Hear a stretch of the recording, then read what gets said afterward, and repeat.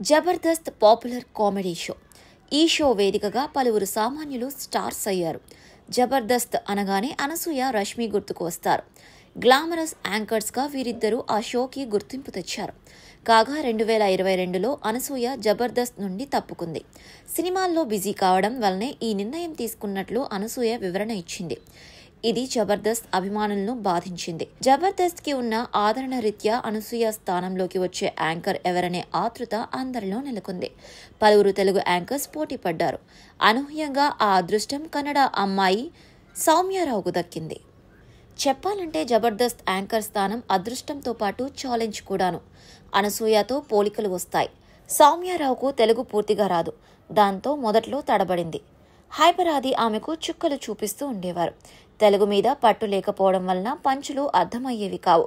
మెల్లగా సౌమ్యారావు సెటిల్ అయింది. అయితే ఎక్కువ కాలం ఆమె జర్నీ సాగలేదు. సడన్ గా జబర్దస్త్ నుండి తీసేశారు.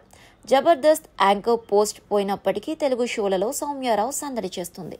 తాజాగా ఆమె ఓ యూట్యూబ్ ఛానల్ ఇంటర్వ్యూలో పాల్గొంది. యాంకర్ అడిగిన ప్రశ్నకు సమాధానంగా తన ఒకప్పటి కఠినమైన జీవితాన్ని వెల్లడించింది. నెలకు 400 జీతానికి ట్యూషన్ చెప్పేదట. కాలేజ్ రోజుల్లో ఓ లాయర్ వద్ద టైపిస్ట్గా పనిచేసిందట. అలా జాబ్ చేస్తూ చదువుకుందట.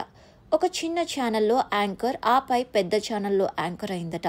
సీరియల్స్లో కూడా ఫస్ట్ చిన్న పాత్ర అనంతరం హీరోయిన్ ఛాన్స్ వచ్చిందట. తాను కెరీర్లో అలా ఒక్కో మెట్టు ఎదుగుతూ వచ్చానని సౌమ్యారావు అన్నారు. కొందరు అమ్మాయిలకు మాత్రం వస్తూనే బంపర్ ఆఫర్స్ దక్కుతాయి.